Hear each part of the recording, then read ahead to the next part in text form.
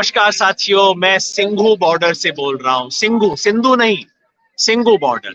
ये है जगह जहां दिल्ली और हरियाणा का बॉर्डर मिलता है।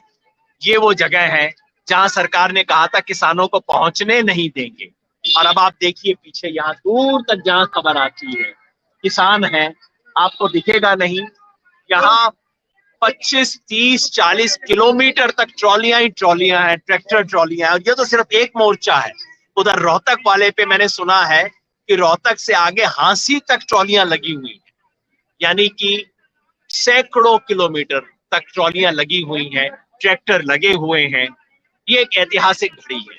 मुझे और ज्यादा तो याद नहीं, पर 1987-88 में जब चौधरी महेंद्र सिंह टिकैत आए थे, लाखों किसानों को लेके दिल्ली में आए थे, तब जो समा बंधा था, आज मेरे को उसी की याद आ रही है। 32 साल के बाद उस स्थिति पे हम पहुंचे हैं कि किसान आए हैं, ठोक के कह रहे हैं कि अब मेरे हिसाब से काम होगा।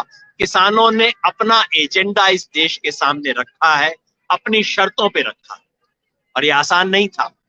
सरकार ने क्या कहा था? हरियाणा में घुसने नहीं देंगे।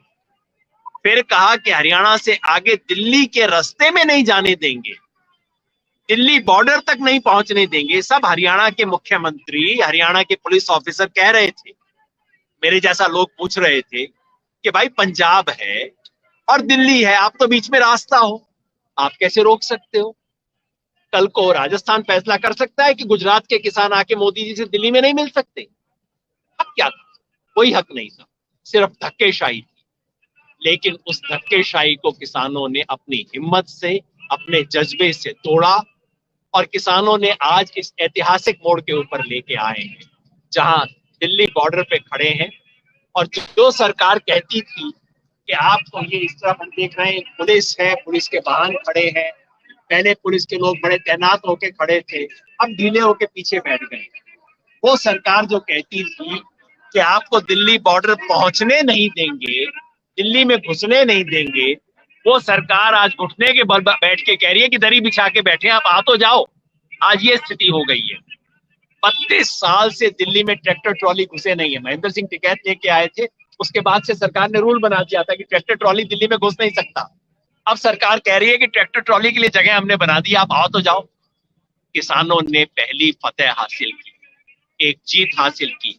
अपनी शर्त पे किसान तय कर रहे हैं। सवाल ये चल रहा है कि यहाँ बैठे या बुराड़ी में जाके बैठे, इसके ऊपर कई लोगों के सेंटिमेंट है, बातचीत चल रही है।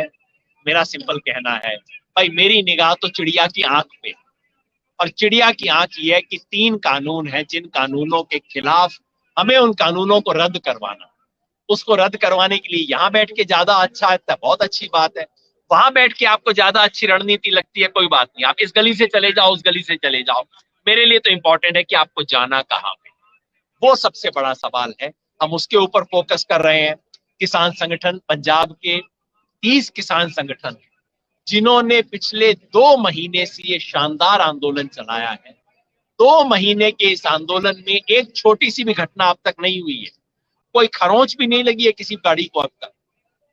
जिस मूवमेंट की लीडरशिप ने पिछले 2 महीने से आंदोलन शानदार तरीके से चलाया है, वो लीडरशिप ये छोटे फैसले भी ले लेगी। ये कोई बड़े फैसले नहीं है, ये छोटा फैसला भी ले लेगी, आंदोलन को आगे बढ़ाएगी।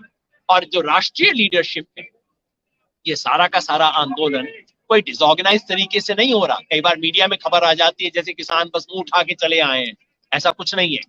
पंजाब के 30 किसान संगठनों की अपनी कमेटी है जिसके डिसीजन हो रहे हैं, बहुत अनुशासित तरीके से फैसले हो रहे हैं।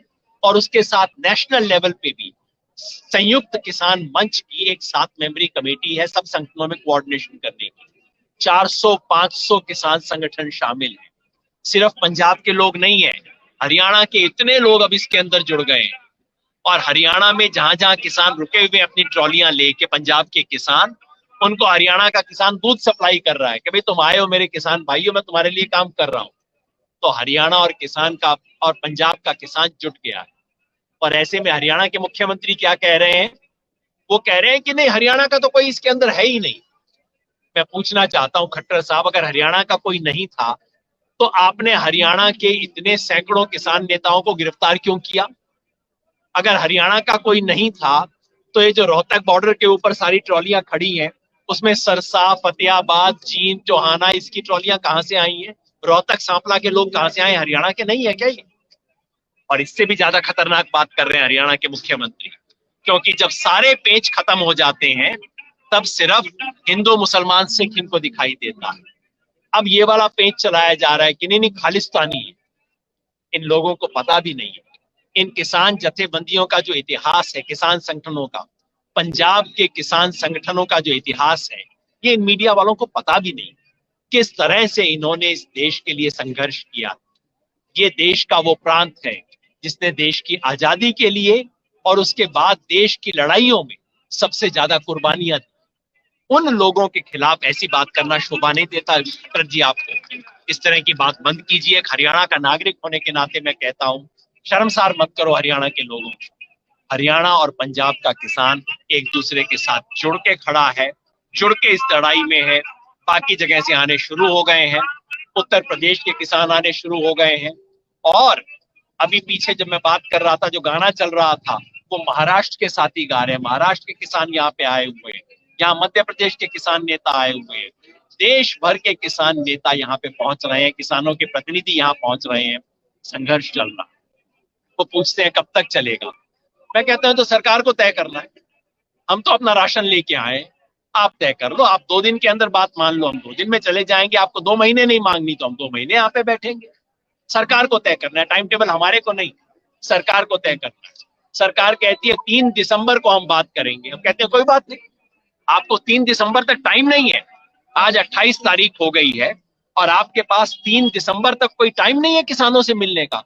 कोई बात नहीं, हमारे पास टाइम है, हमारे पास पेशेंस है, हम बैठेंगे, देख लेते हैं आपको कब टाइम मिलता है। जितना देर करोगे उतनी मुश्किल बढ़ती जाएगी मोदी जी आपके लिए, ये आप सोच लो। जितना मर्जी टाइम लगा लो, कोई बात नहीं है। इस मोर्चे पे आज फैसला हुआ है कि आज रात को किसान यहीं रहेंगे।